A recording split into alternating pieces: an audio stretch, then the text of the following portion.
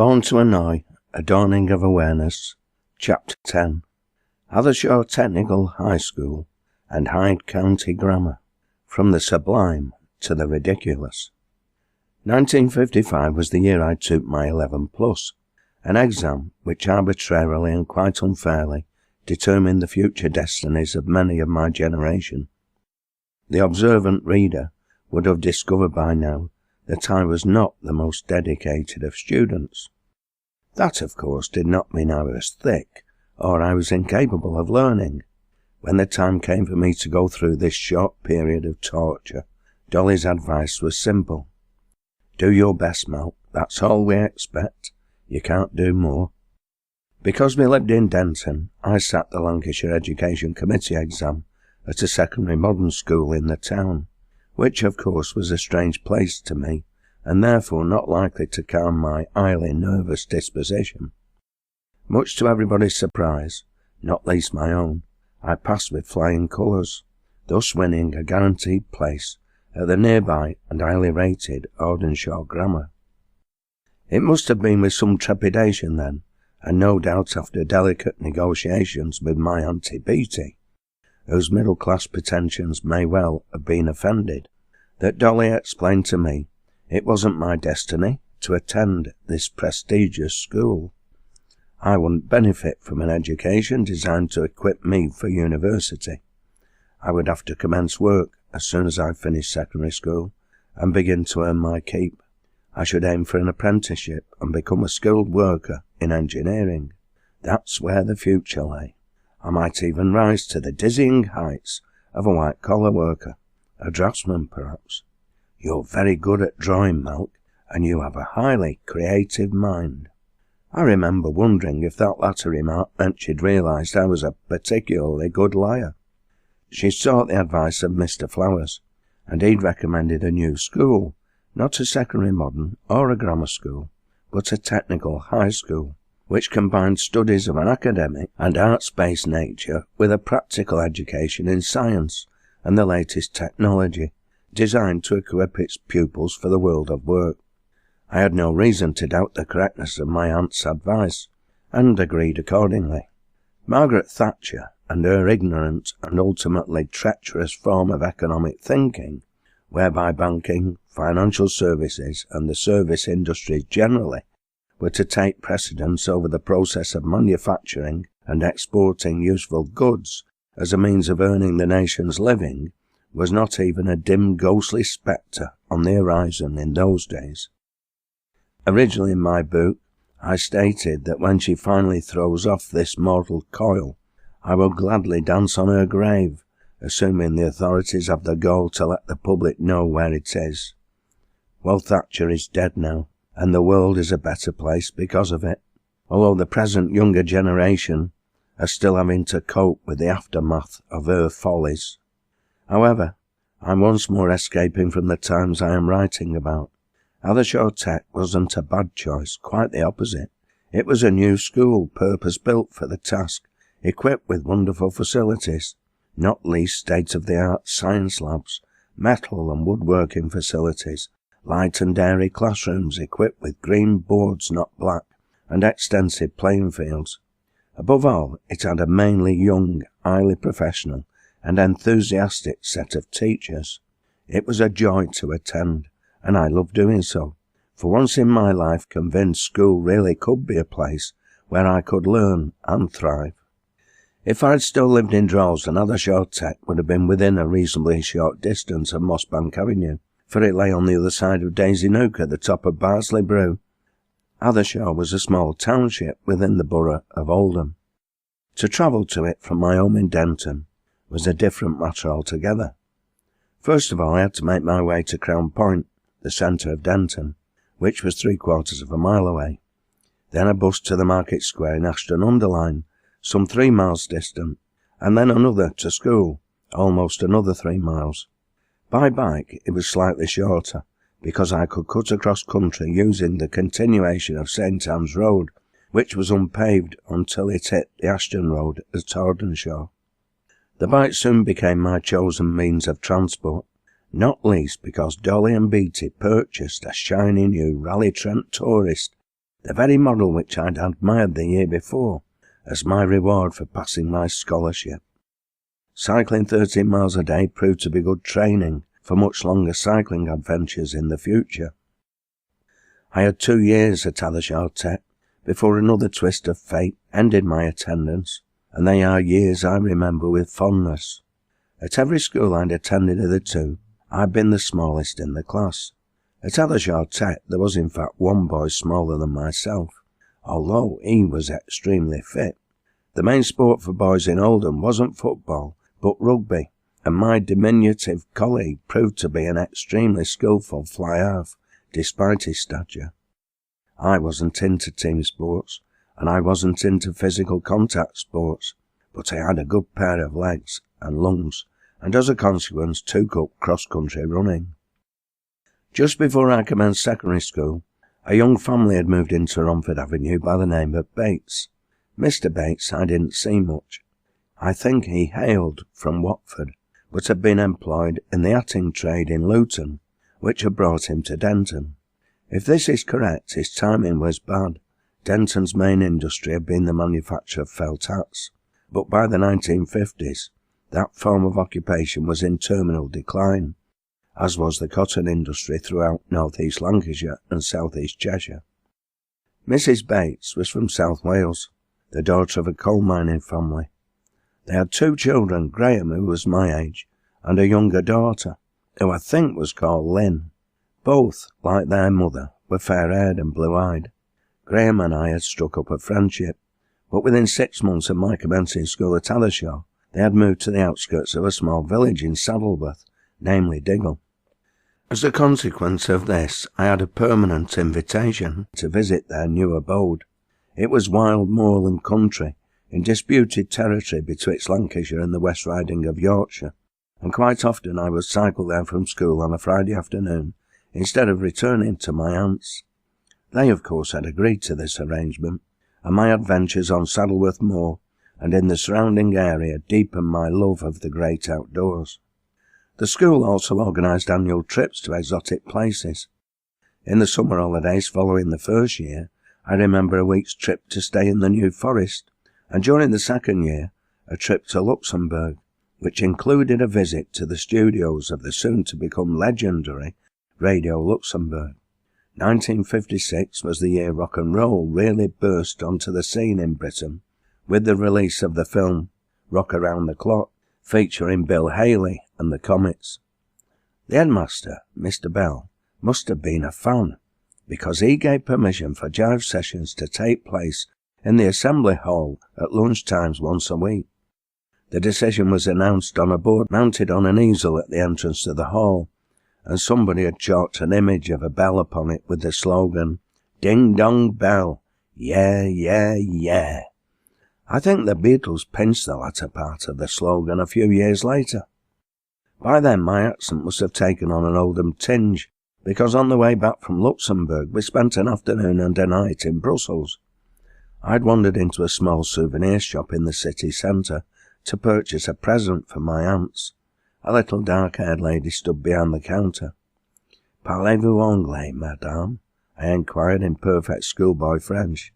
"Eh, lad," she grinned. "What part of Oldham art thee from?" It turned out she was Jewish, and had been evacuated to Oldham as a young woman at the outbreak of the war. I can't remember what I purchased from my aunts, but Madame wouldn't take my money. In 1955, my talented and upwardly mobile Auntie Dolly had changed her employer once again, and now worked for Kemsley newspapers at their offices on Withy Grove in Manchester town centre. The News Chronicle and the Daily Sketch became our regular newspapers, supplementing the Manchester Evening News. Not that I was interested in reading such boring things. By that time, we also had a television. In 1956, 2 international events took place. The Soviet Union invaded Hungary, and Britain, along with France and Israel, invaded Egypt. I have little memory of the former, saving the sight of tanks rolling into Budapest, and the image of one of the leaders of the Hungarian uprising, a dark silhouette immediately below a flag on some spire of a church or other building, armed with a rifle. I'm not sure if it was a newspaper image or a television image, or whether I'd seen it at the time it took place or some time after, but later I was to meet the sniper, who I was told had held the rifle.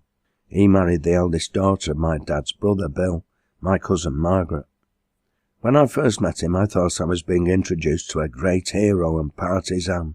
He turned out to be the most bigoted racist I ever had the misfortune to come across, and, according to the rumours later circulating in the family, a misogynist and wife-beater.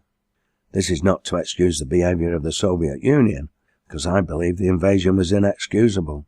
It is a simple statement of fact about the particular individual who, as a refugee, became a member of our extended family and abused their hospitality. The Suez Crisis I remember well. Paratroopers descending from aircraft to take command of the canal. According to the news reports, Israel had invaded Egypt, and Britain and France had intervened to protect the canal, and thus ensure the free passage of international shipping. Nasser, the Egyptian president, had nationalised the canal earlier.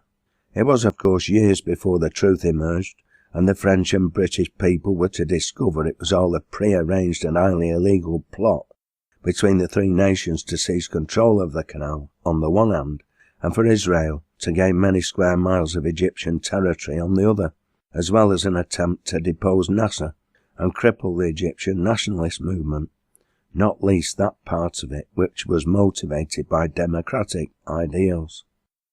Being a young and rather naive boy, I swallowed the official story, hook, line and sinker.